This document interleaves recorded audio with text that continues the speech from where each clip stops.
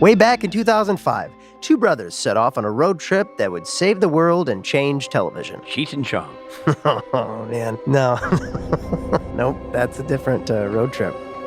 For 15 seasons and 327 episodes, Supernatural took audiences on a wild ride of family, fate, and faith with a rocking soundtrack and a seriously cool car. But that was then, Bobo, and this is now. And yes, the show has quote-unquote ended, but we're not quite done with the journey. No, we're not. And that's why we're watching it all over again, or for Rob and me, for the first time, That's right. diving deep into every episode of Supernatural with the fine folks who made it. And we're taking you along for the ride. Whether you like it or not. I'm Rob Benedict. I played Chuck Shirley, a.k.a. God. Spoiler. Yeah, it is a bit of a spoiler, but hey, spoilers are fair game here. Fine. And I'm Richard Speight Jr., and I played the Trickster, also known as the Archangel Gabriel, and I did a little bit of Loki work in there. Okay, you know we're running out of time. Okay, well, we'll be talking about the entire series, so whatever we say, accept it. You've been warned. So buckle up and settle in. Because this, my friend, is Supernatural, then and now. Hi, everybody. I'm Rob Benedict. And I am Richard Speight Jr. And we're talking about Season 2, Episode 19, Folsom Prison Blues. I hear a train a-comin', rolling around the bend.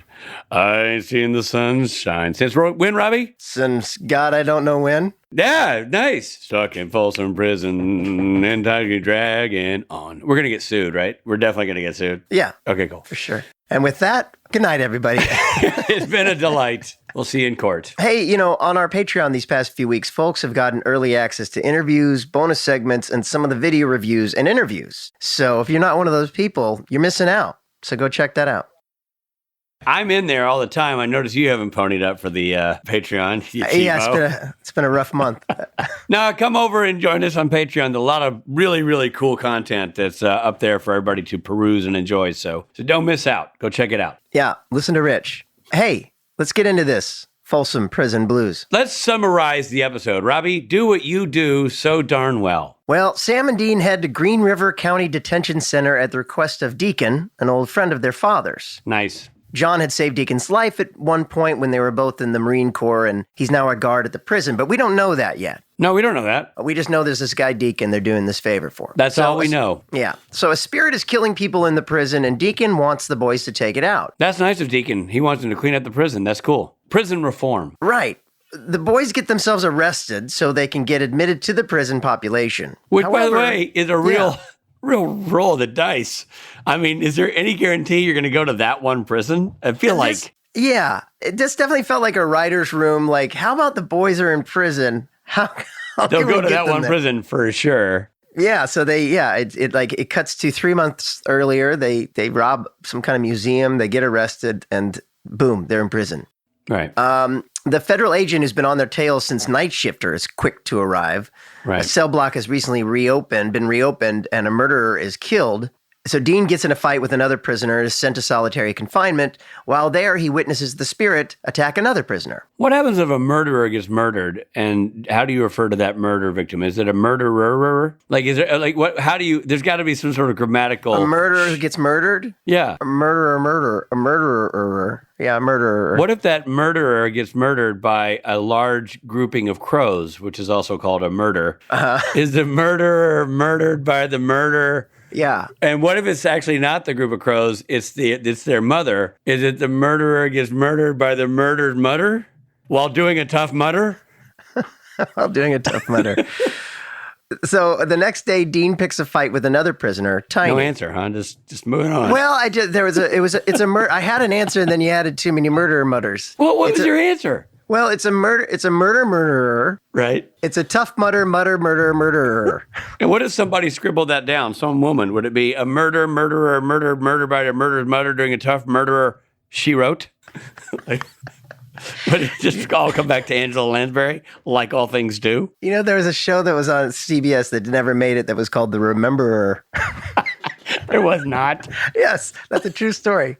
They changed the name, but the pilot was called the Rememberer. Really, it's a person who remembers the Rememberer. They did not workshop that very long. By the way, yeah.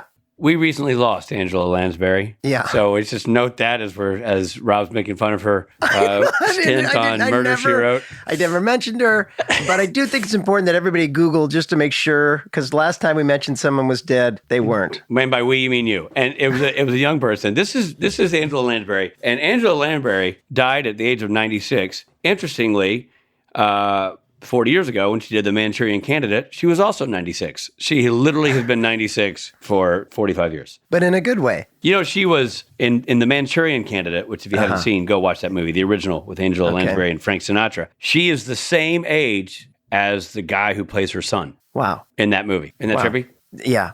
But more to the point, so the next day, Dean picks a fight with another prisoner, Tiny, causing a distraction so that Sam can go investigate the recently reopened cell block. And Dean and Tiny get sent to an infirmary. Sam finds the old mattress of the killed inmate, salts it, and burns it. But that doesn't help Dean and Tiny. Nope. Spirit attacks them. Dean is able to use some salt to ward it off, but Tiny, not so much. Tiny gets killed. Yeah. Good night, Tiny. Adios, R.I.P. Tiny. The brothers learn that there was a nurse, Glockner, who died during a prison riot years ago. Dean convinces his public defender to help him find information about where Nurse Glockner is buried. Deacon, as the head guard, is able to help the boys break out of prison. Pretty easily, by the way. Just kind of move that sheet metal over and out they go. Metal and boom. And the car perfectly parked right outside the prison. Yeah. They head to the cemetery to salt and burn the nurse's bones. The agent that is on Sam and Dean's tail pressures the PD to tell him what she did and where she sent them. She gives them the name of the wrong cemetery. Yeah. The boys are able to put the remains to rest just as the spirit was attacking Deacon. Sam and Dean save the day and are free. However, they are now very wanted men. So true, Robbie. So true. Well, let's get into our thoughts and feelings about the episode. Let's just get right to it. Seeing Cliff Kosterman right there on the screen was awesome. Old school Cliff. Cliff looked different. He looked different to me. So for those who don't know, Cliff Kosterman was a member of the crew who was driving Jared and Jensen to and from set and also their bodyguard. I'm not sure exactly what he was doing at that point early on in season 2, but he was part of the crew and is now basically part of the family. We're all friends of Cliff and have been for decades. Yeah, and he still works with Jared down in Austin. But there he was on the big TV. But there he was, and looking mean as ever. But he played Tiny, and that was really fun to see. I loved the ghost nurse was pretty hot. Boy, you and the ghost nurse, get a haunted house.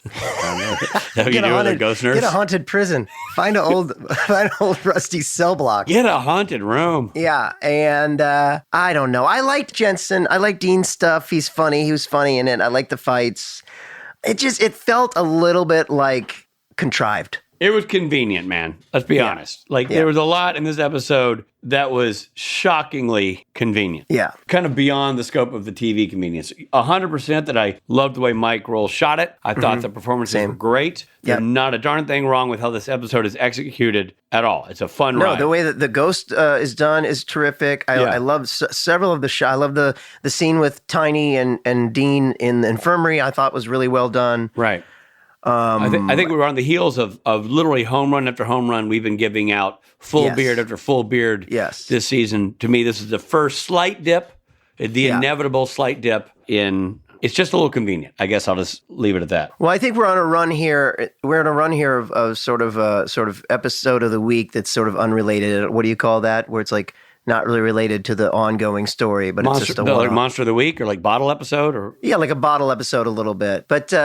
I think it's a classic because you've got Cliff. Yep. You got the prison. I mean, I don't know if the boys were ever in prison. You got the mug shots, which have become T-shirts and posters, right? Yep. The Sam and Dean mug shot. And Dean says, I call this the blue steel. I mean, this classic, really fun stuff. A little Zoolander reference, I assume, there. Yeah, but all in all, as an episode, it felt very convenient. Yeah. So all that to say, where does it rank in your facial hair configuration? By the way, may I compliment your mustache? I want to take this time right now to go, nice mustache. And me yours, sir. But I did. But you knew I had one. When did you start growing one? I also had one. You saw me a few days ago. That's right. You know what? It looks different. You know what it is? Because you've cleaned up around it. That's cleaned up around it. That's what it is. Yeah. You're right. It's a good looking mustache. Thank you. Anybody who says Rob Benedict can't grow a mustache, well, I got news for you. You've been served. You're wrong.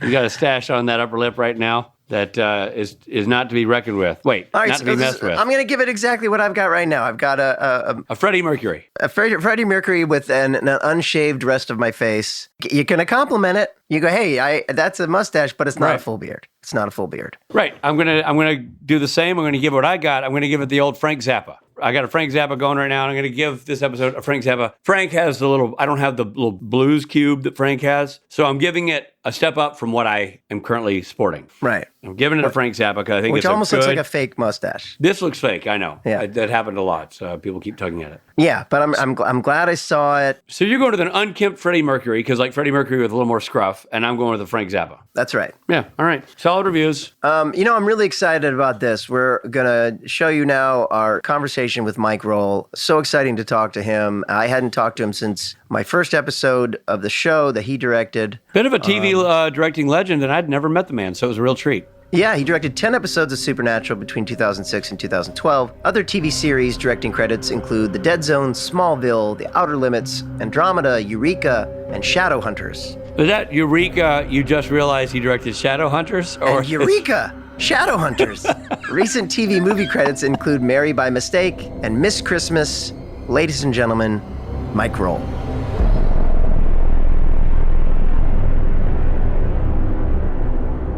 Well, let's dive in. And I think one of the questions I would like to start with, which we always do, is how did it come about? I know this isn't your first episode of Supernatural. You also directed The Usual Suspects in advance of this, correct? That's correct. Yeah, with Jason Kedrick and Linda Blair. Correct. So how did you come to be a Supernatural director? Well, I think at the time it was because I was living in Vancouver. I was actually working on Smallville at the time, and I did like 18 episodes of Smallville. And which at the time was a very, very popular show. And so I just think it was just, because they're both CW shows, obviously there was a connection there. And I think they were enjoying what I was doing on Supernatural or on Smallville. So somebody came up, my agent just called one day and said, hey, Supernatural would like to talk to you about coming in. So I did an interview with Bob and everybody like that. And next thing you know, I got hired and spent 5 seasons there. That's so great. Yeah, it was amazing. It's great. And your first episode was very similar, had similar themes to this one, the legal, the investigation part of it, even the prison part of it. Was that a coincidence or intentional that there were those themes? I would say it's probably completely coincidental, Yeah. Just happened to work out that way. Yeah. It's interesting, though, because it really is almost the continuation of that exact story. When you think about it, and I hadn't thought about it that way, you could see how that could be the case. Yeah, for sure. Yeah, because they have flashbacks to it. They refer to her when the lawyer's like, we spoke to a cop who said he was they were very helpful. And then you have Malik, the actor, coming in as the FBI agent. And that through line picks up again. So it's oddly a perfect spot for you to slot back in. Yeah, I mean, I don't doubt there's a red thread that they try to string from episode to episode. So yeah, for sure, definitely. Had you done horror before? Because this really felt like a horror movie. Yeah, I mean, one of the first things I did was back for MGM was Poltergeist. No way. The TV series, yeah. Oh, wow, how cool. We were poking things in the heart. Years before Supernatural came out. So that was fun. Man. That was late 90s, I think. And that was one of the first things when I transitioned into directing episodic. I did that and Outer Limits. I was flipping back and forth between those 2 shows. Wow. From what? What did you transfer from? Where was your original? Well, when I got out of film school, like years and years ago, with the big dream and the film 16 millimeter tin hung under my arm, I thought, I'm moving to Vancouver. Apparently, that's the Klondike for film people. I'm going to go there. I'm going to dig me up some gold. Right? Next thing you know, I'm holding a stop sign. In a parking lot somewhere, like holy. So I actually I did a couple of things. I was I went in through production. So I was a PA. Then I went through all the AD ranks. But at the same time, I was an improv guy. So I was working in nightclubs. Oh, and that's kind of how it was a continuation of how I got myself through film school. I was worked in nightclubs as a comedian. Oh, that's really interesting. What? I've never heard this journey before. Yeah, I mean, it all started with an improv theater in where I'm from, in Calgary, in Alberta. And it's led off, the artistic director at the time was a guy named Keith Johnstone, who, if you know a lot about improv circles and stuff like that, he was like considered one of the gurus of improv, in the world. He's an English fella who came from the royal court. and ended up getting a teaching assignment in Canada as a university professor. And then while he was here, he just said, I'm going to start a theater. And so they started this little improv theater in Calgary, got very successful. So where a few of the guys, Kids in the Hall guys came out of. Yeah, I was just going to say, have you seen the documentary about Kids in the Hall? I haven't. It's on Amazon Prime. It's really terrific. Oh, cool. Yeah. Yeah. And that whole scene when they gathered in Toronto, and that whole scene they came up on. Yeah. Well, that's really fascinating. That's similar to Rich, really, because Rich, as a director, certainly calls upon his acting skills and his improv skills, and I think that's a great quality to have as a director. It comes in handy for sure. I'm lucky enough to be the combo plate of like that side of things. And then all the production experience, like I finished off as a first, trying to get that break, and making short films along the way. Finally got it. So now when I'm directing, it's a constant left brain, right brain thing that actually is very valuable, because I want to get the best material I can. That's the most entertaining, but I have to, cover my ass to make sure that I can get it done in time and stuff. So I'm always back and forthing as we do. Sure. And I'm very grateful for the experience I had. Okay, so I want to pick apart this origin story a little more, because you said you became a first AD, you worked your way up the AD ranks, and we every now and then we pause and over-explain things for our listeners who might not be industry insiders.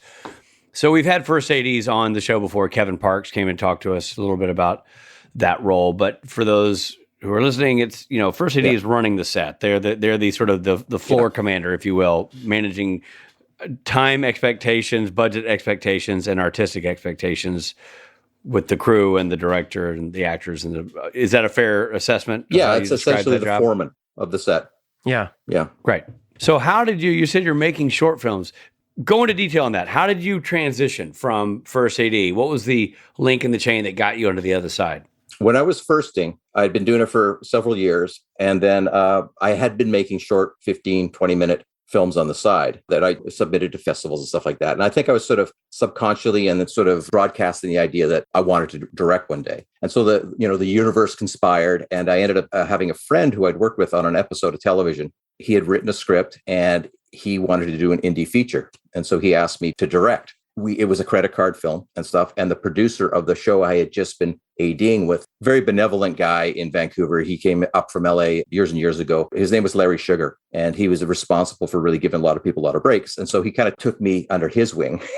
And we were allowed to shoot in some of the sets and some of the locations that we had been using for the series. And then, long story short, we ended up coming up with a pretty good indie film that went around the world in some of the festivals and stuff like that. It was called Zachariah Farted. It's sort of our buddy road comedy. And stuff like that. So it got some notoriety. And then Larry, after seeing it, he said to me, I think we can do something here. And so he gave me an episode of a show called First Wave, which was years and years ago. It played on where did that play again? I can't remember. It was an alien invasion story. Okay. And so he goes, I'm going to give you an episode. I said to myself, here we go. This is it. And so I did the episode, and it turned out really, really great. And so the next season, he goes, you're not ADing anymore. And believe it or not, and this is true, he gave me like 4 more episodes. And then that turned into Poltergeist. Wow. Poltergeist, and that turned into Outer Limits. And then eventually it all kind of went up, and I found my way into the CW and stuff. Fantastic. Yeah. No. Wow. Interesting. That's a cool journey. And when I talk to film students and people that are coming up and stuff like that, it's like tenacity, right? I didn't know I was being tenacious. Believe me, I didn't know it. I was just sort of, let's make a film. Great. Okay, now let me do the board because I got to pay the bills. And it just happened to happen, right? And so I always say it was some weird luck. I don't know. Yeah. Well, I always say that luck, and I believe this applies to you too in this scenario, luck is something you have to work to intersect with. That's sage. Because like your luck came at the hands of laser-like focus on being a filmmaker while also pursuing a career in production. I mean, there's a lot of moving targets there that you were focused on while using those targets to still hone your dream into this absolutely. Goal. Because I feel like luck doesn't come knock on your door, I guess is my point. Like you were out there working towards being lucky, if you will. That's true. And I was watching everybody, every director I came up with, I just watch and learn. And, just try to suck up as much information as possible. It's not until you really get on the floor for that first time that you realize how much you really do know or don't know. Right. Sure. Or don't. Yeah. Especially on Supernatural. It was my first day on Usual Suspects. First day. And I'm like, okay. And I went overtime. I went an hour overtime. And I'm like, oh no. Ring, ring, ring, ring, ring, ring. Kim Manners. Mike, yeah. What are you doing? Oh, no. Yeah. So I got the call first day. I'm like, Yeah, that's dude. it for me. And so I apologized and, said what I had to say. For the rest of the episode, I really, had to make it happen. The powers that be do not like overtime. Oh, man. Well, in Folsom Prison Blues, this episode we're talking about, there's a lot going on. You've got the prison dynamic, the paranormal investigation, boys being sought by the feds. Somehow it all came together. Just speaking of full plate and trying to make your hours. First of all, did you shoot in a real prison? Was that a real prison? No, it was a place called, you might have shot there when you guys were involved because it's used quite often. It's called Riverview. It's oh yeah. Yeah. You've I shot there. Riverview. It's an old psychiatric hospital that got closed down. And so we just found some areas like everybody else does. It's a great location. And so we turned it into the prison yard and a lot of the interiors were shot there. And apparently haunted in real life. That's the story. There's lots of stories of mostly with Jenny ops, because they're the ones that have to kind of scurry into the weird nooks and crannies and run cable and stuff. But there's a lot of hair raising sort of stories of like, don't go in there and this and that. So And so for folks at home, the Jenny op is the generator operator who has to find power. Yeah. Without them, we're just sitting there. Yeah. We're sitting there staring at each other. Just hold that thought. We're coming right back.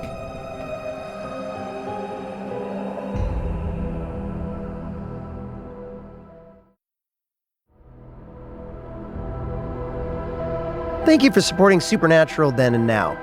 And now, back to the show. One of these sequences that stuck out to me, and this is probably not what Rob thinks we're going to say, was the opening sort of montage of prison. To go back to Rob's question, like, was it a real prison? It was so well done, that sort of opening, establishing we're in a prison, like the guy's working out, the guy's kind of chatting in the corner. And I couldn't help but think that's a bunch of background performers. They're not necessarily actors, but it like looks so real. Show. And absolutely. Right. It was just done so well. And I would love to unpack that a bit. I know it's a small detail, but how did you pull that off? No, it's a great detail. I mean, that's all, our background casting department. This was season 2, I believe. Yeah, season 2. But they were very experienced people. And yeah, you're right. They managed to collect a bunch of guys that just fit the bill completely.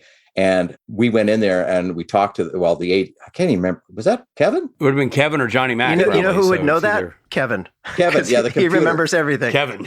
Kevin used to be my second AD back in the day too. Oh, wow. Yeah. Oh my gosh, that's I hilarious. used to call him the Robo AD because Kevin, you have a problem. Huh? We got to fix this. Oh, can you do this for me? And off he would go. And he was great. He did. Oh, like Frank and Kev. He was just like awesome. But no, between me and mostly the ADs is sort of, you go in there and it's trying to be realistic under imaginary circumstances. So half the guys just had to stand there and just kind of look around because they just look so great and the costumes. Yeah. And it was a great, as I recall, typical Vancouver, it was a gray sort of drippy day. Mm-hmm. And I think that just sort of added to it. Serge, with the photography, was able to color grade it to give it a kind of a heavy kind of feel to it. So, and then I always like to, whenever I have a B cam, we always have B cameras for the most part. I like to come up to the B camera guy and say, hey, look, make your own movie. Just go crazy, and I'll give you specifics, when I need them. But in the meantime, especially in crowd scenes like this, the whole time we were there, I was saying, get me pieces of people doing stuff. And the ADs would help to make sure everybody kept busy. They were always doing something interesting, trading something, looking over their shoulder, lifting weights, just smoking a cigarette, things like that. And it just, all those things contribute. Right. So were all those pieces gathered in one sitting, meaning like, was there one time where you said, all right, A and B are going to do a bunch of prison stuff, go?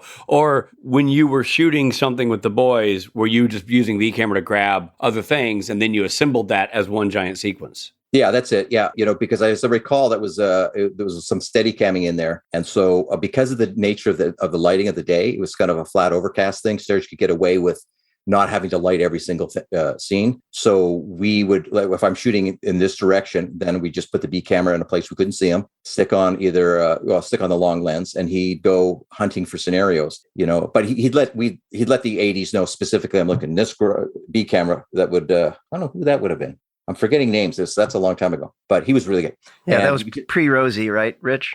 Yeah, it's pre-Rosie. I Rosie's great. Don't remember who it would have been. He goes to my gym. I see him, looking all working out, going, I'm getting old, Mike. The thing's getting heavier and heavier. That Steadicam operator, no joke. That's usually the way it's attacked, at least for me, is is sniping of those little scenarios and stuff like that. And then there's also a lot of action, almost more than your typical Supernatural at this point. It's a prison, Rob. There's a lot of angry people, big fighter guys. Yeah, no kidding. Yeah. And you had Cliff. We had Cliff, and I don't know if I could have been his first time in Supernatural. I think it was. And it was. On the day or on the show, it was a big deal because everybody loves Cliff, right? He was good. I really enjoyed it. Yeah, I've never seen him bigger. That was Big Cliff. Oh yeah. I feel like he's lost weight or something since then, but he definitely is. I mean, he's still a very powerful fella, but I think he's a slimmer version. I love the shot that you have of his shadow. Yeah. Tiny shadow. I thought that was so great and so well portrayed. Yeah. Oh, good. Yeah. It was sort of like funny, weird. I thought, you slide along and there's this, it's a person. It's Cliff, because it's that silhouette was a perfect silhouette. Yeah. Yeah. Yeah. Well, and you almost feel then you almost feel bad for poor Tiny. He's like, well, I do have self, I have issues. What does he say, Rich? He's like, I've got, just self-esteem issues. Yeah, self-esteem issues. Self-esteem issues. Right. Yeah. Everybody's got a secret, right? Yeah. And then you've got the crazy ghost nurse. I've never seen a hotter ghost nurse. And Robbie's done his homework, if you know what I mean. That's a lot of experience. Okay, I got it. Google hot ghost nurse. What was the development or the talk in terms of what she was going to look like, how she attacked her victims? How were you going to shoot that? Was that in the script or was that you guys pre-pro? Well, the attacks were pretty much written in the script, and the ghost of the week kind of thing is always the fun meetings for us. It was really, really, really great. What can we do? And the beginnings I remember were all based on the period that she was there in the 70s. And so the references went back to 70s nursing style. Nurse Cratchit, I think, was probably one of the touchstones and stuff like that. So it's a what if. And then Eric has really had a lot of input on everything, but especially the ghosts and stuff like that. He definitely had his ideas, what he sort of felt it should look like and stuff like that. Interesting. And then the hair, makeup, wardrobe would experiment, with just talking, and they'd show us pictures and stuff like that. And it just sort of kind of gets one on top of the other until you come up with what you get. The crazy hair. I love the hair. Hair was great. Crazy. No, the hair is the signature look of that character. In fact, I remember watching the episode and they said, oh yeah, she had a bad eye. And I remember thinking, she did? Because I was just focused on the Medusa-like do. I didn't notice, because he's also black and white, like already a trippy looking image. I didn't pick up so much on until I looked again on the damaged eyeball of the character. Did you pick up on that out of the gate, Rob? Did you immediately notice that she had a wacky eye? I did not. Yeah, because they mentioned somewhere in the script, like, she got bashed. And Jensen's like, well, that explains that wacky eyeball. Or something along those lines. Yeah, I think just the dirt clumps and the grayness of the costume. I thought was awesome. But yeah. Mm-hmm. And cool. The way that you shoot her advancing on I think it's Jensen, but her advancing and sort of a cut reminds me of The Ring or one of those, Well, it's funny you said that because, The Ring was part of my sort of thought. I sort of was thinking just the herky-jerky kind of way of moving and the Jacob's Ladder thing, with that. Yeah. So we experimented with a lot of that as she passed through it originally. I just said, move your head like this so that she passed through. We could have that and put the sound in. Yeah. But it just sort of turned into that, just the weird herky-jerky. Because just walking forward normally with the kind of 1,000-mile stare wasn't as scary. We just tried to freak it out a bit. Make it freaky, yeah. Yeah. Was that all green screen to isolate her and be able to color her the way you wanted to? Who I've been working with recently. He's a great guy. He's producing now. He was the guru back then for VisFX. So, we've had him on a couple of times. Oh, yeah, no doubt. He's great. Yeah, he's great. Yeah. But those were definitely composites. And, of course, you had Lou doing the stunts, helping choreograph the fights. Oh, yeah. Lou, who we recently lost. Yeah. I always think about him and, scenes like that. And then you have Jensen doing some comedic moments. Certainly your comedy background probably helped with that. I mean, Dean was at his best sort of comedic charm, mouthing off to the guards and the other dudes in prison. Was that written or was that something that you and Jensen came up with? I think, no, the dialogue was written. It's how he approaches it. That's pure Jensen all the way. It's funny is that what I learned on Supernatural is they come prepared. They were two of the most prepared actors on all the episodes I've ever worked on. They have a steel idea of what they want to do. Jensen definitely loves the comedy element to be mixed in. And so I didn't work with him at all. He came and just made that offer and just started doing it. And it's funny as heck. Yeah. So I just went along with it, and it was funny. Here's a little culture clash story on Smallville, which I was doing at the very exact time. That culture is you get in there as much as you can and you work performance, which means, you're always, you're cut and you're talking to Tom Welling and you're talking to Kristen about the scene and, trying to get as much emotion. And it's a different kind of show than Supernatural. So coming from Smallville, I made the stupid mistake of and cut. Okay, guys, listen, what I'm thinking here is, what if we this and I remember them kind of like, huh? Okay. And only because I thought I have to do this because that's what you do. And then I think it was maybe the second day in on Folsom Prison Blues because, you don't have to come and, peel the onion as much as you are. I go, I know. I apologize. You guys are totally with it. And I'm just along for the ride half the time. I'm just watching. You guys have got it dialed in quick. So it was another little bump lesson I had. That's funny because they came from the Kim Manners and Bob Singer directing school where it's like, oh yeah, less is more. Of takes. Yeah, a couple of takes and you move it on. And that's all well and good if the acting is solid and just getting to know the guys. That was just sort of me kind of get to know them, but they're off the charts. So it was awesome. They're really, really good. Yeah. Well, this is so awesome to have you come and give us this backstory and inside look on this episode because it's a complicated one with humor and horror, and it's such a great episode, and you covered so many bases and did such a great job of executing this story. And you're one of those guys, by the way, whose name I've heard for 20 years and I've never met you. So I'm glad to just finally it's awesome. put a face to the name. Awesome. It's nice to talk to Rob. I haven't seen you, I think, since the show. So and certainly for me, I did 20 episodes. That was one of my all-time favorites. Still, I think it's a great script and a great episode. Oh yeah, I mean, it was a great way for you to come into the series because that character is it's significantly cool because of the blend of who the character represented, but just the fact that he was in a vessel of an author. Yeah. And the whole Gospels of Winchester. Yeah. Amazing. Yeah. Well, we fully intend to have you back to talk about that episode, as a matter of fact. So yeah, it's great. And I just have to tell everybody we're Zooming right now, and behind you is the Supernatural logo. Yeah. Behind Mike is the Supernatural logo. First person we've ever interviewed that came prepared, visually prepared. Yeah, you showed up in character. No problem. Appreciate I love it. Thank you so much, Mike, and we'll love to have you back. Anytime, buddy. This is Jared Padalecki stopping in to say hi and let you know that we've got to take a quick break.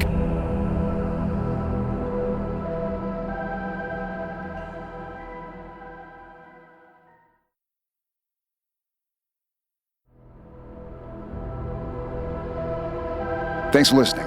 Now, back to the episode. Well, that was great. It was so great to talk to Mike. I had no idea that he came from comedy. I had no idea he was an AD. I mean, he had an interesting backstory. Yeah, his improv story was really interesting because here's a guy who's like, and to make ends meet, I did improv. Very few people say that. And he's funny. You can tell. He's funny. Good spatial work. And he's doing a couple mimes. We threw out two kitchen implements and he did a 4-minute bit with a spatula and a melon baller. So that was cool. Yeah. And in the spirit, you chose not to yes and me a few times. So well, exactly. I did my signature no but. Rich Pate's Guide to Improv, no but. Well, let's get into the mythology of this episode. Mythology. Excuse me, is mythology here? Why, yeah. Haunted prisons are a popular setting for ghost stories and supernatural tales. Here's a few of the most haunted prisons in America. By the way, they're popular settings for ghost stories and supernatural tales, like the thing that hangs off a dog. Right. So if you have a haunted tale. All right, here's a few of the most haunted prisons in America. Missouri State Penitentiary, Jefferson City, Missouri, right down the street from where I grew up. Yeah, man, that's your neck of the woods. What do you know about it? Well, opened from 1830 to 2004, it was called the bloodiest 47 acres in America, or the Walls. Over 40 inmates were executed there when its gas chamber was in operation. It held a number of infamous criminals, including Charles Pretty Boy Floyd and James Earl Ray. Oh, wow. Yeah, who assassinated... Martin Luther King. That's right. Ohio Penitentiary in Columbus, Ohio. Hundreds of deaths occurred here. Hundreds of deaths. Hundreds of deaths. Sounds like a band. I'm going to go ahead and add an S to that death. Hundreds of deaths occurred here from 1834 to 1979 due to cholera, fire, murder, and the electric chair. The most deaths occurred in the single night in 1930 when there was a fire in the west block of the penitentiary. 322 inmates were killed. The prison has since been demolished and is now the site of a sports arena where skeletons and ghosts vie for top of the league in whatever sport they're playing. Locals claim it's still haunted. The sports arena, it's haunted sports arena. You bet they do. You bet their biscuits they do. Wow.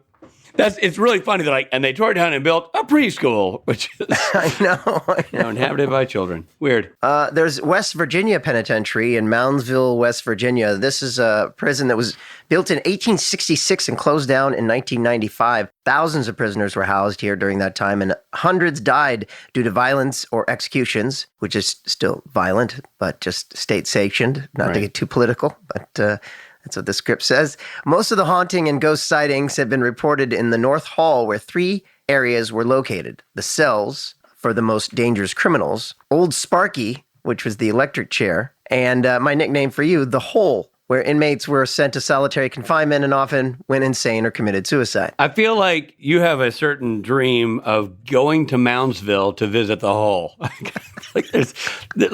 That's on your bucket list, I dare say.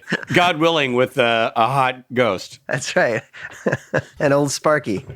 So, yeah, and you know what's not on this list is San Francisco. Alcatraz. Alcatraz. That's haunted, they say. They say. And it's you can tour Alcatraz, and as many people have, I am one of those people, and it is creepy. Yeah, I've never toured it. I also toured I did a project in New Mexico, Santa Fe, New Mexico, years ago, and the production offices were in an abandoned prison, and it was super creepy, and there had been a prison riot there, and a guy gave me a tour of the building. So they were using the old prison offices as a production office, but the prison itself was still, people could shoot there or use it for locations. And he gave me a tour, and there was still, you could see the form of bodies that were burned as part of this prison riot. They lit these dudes on fire using chemicals. And so in the concrete, and he said they tried to acid wash it, they tried all these things. It won't leave. It's just these outlines of bodies burned on the concrete. Jesus. New Mexico. Wow. Production office / penitentiary.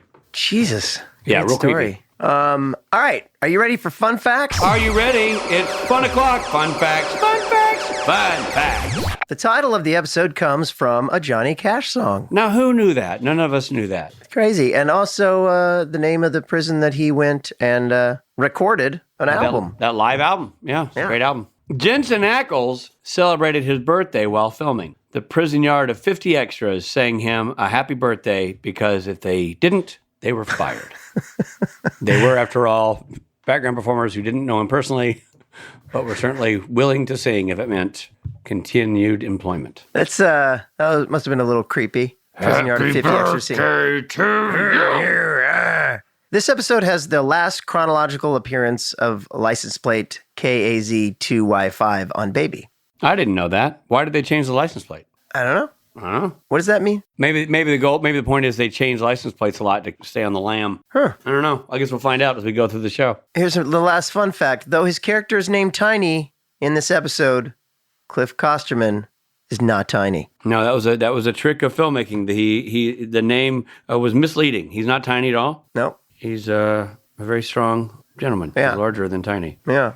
And a good buddy. Good old And a Cliff. great friend of ours. And we're going to have him on at some point as well. Here we are. This is a fun episode. And look, like I said, in spite of the fact that I gave it a Unkempt Freddie Mercury. I did enjoy it. I enjoyed watching it. It's just not realistic, but I did enjoy watching it. Same. 100% the same. My Frank Zappa was given with love and respect for a very fun episode. Look, man, every episode is not going to be your favorite episode. That's just how it works out. But this is still a great one and great performances and well executed. And thanks again to Mike Rohl, who always nails it and nailed it again here with amazing directing and shots. What a terrific guy to talk to. Indeed, indeed. We'll see you guys next time. Go check out our Patreon. In the meantime, we'll see you next week. This episode of Supernatural features Jared Padalecki as Sam Winchester and Jensen Ackles as Dean Winchester. Guest stars included Charles Malik Whitfield, Bridget White, Jeff Kober, and Andre Frizzell and Garwin Sanford. Folsom Prison Blues was written by John Scheibon and directed by Mike Rohl. Edited by David Ekstrom. Music by Christopher Lennertz. Supernatural is executive produced by Eric Kripke and Robert Singer. The episode featured the following songs, which, by the way, were used really well and in really cool ways. Really Green well. Onions by Booker T and the MGs. And then Rooster by Alice in Chains, also used. Here comes a rooster. Hey, here's a question for all of us. Why do you think they didn't use Folsom Prison Blues? Too expensive? It's a great question. Yeah, well, these weren't cheap. Anyway, good use of music. The episode originally aired on April 26, 2007. That's right. This episode of Supernatural Then and Now was hosted and executive produced by Richard Speight Jr. and Rob Benedict. Produced by Stephen Hine, written by Stephen Hine and Haida Holscher. And edited and associate produced by Trey Booty. How about that, buddy? Music provided by Tim Wynn. The episode was recorded with the help of Sonic Fuel Studios. This podcast is from Story Mill Media. Follow the podcast on Instagram and Twitter at SPN Then and Now. And join our Patreon at patreon.com/SPN Then and Now. Please.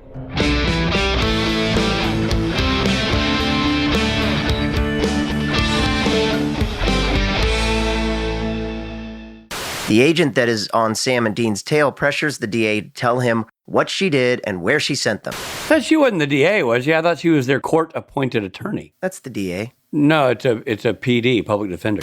Yeah, because remember she comes in and is like, I'm your lawyer. So I feel like she's That's not a DA?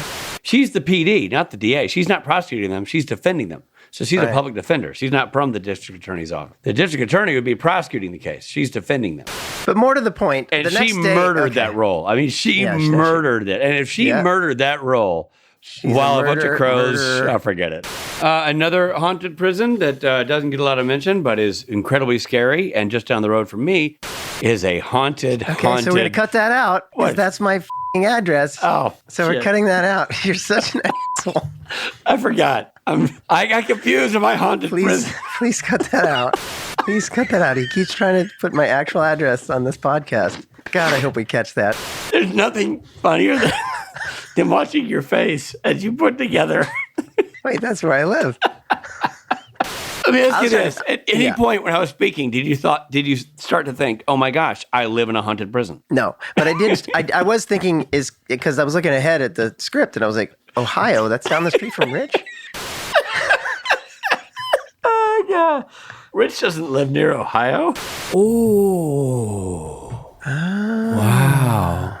By the way, do you know what MG stands for, Rob? No, I don't. Memphis Group. They were a bunch of Memphis-based studio musicians. And you know who the bass player at Booker T and the MGs was? No, I don't. Donald Duck Dunn, who later became the bass player for the Blues Brothers. Sure, of course. Wow, I didn't realize I thought they were like further along ago than that.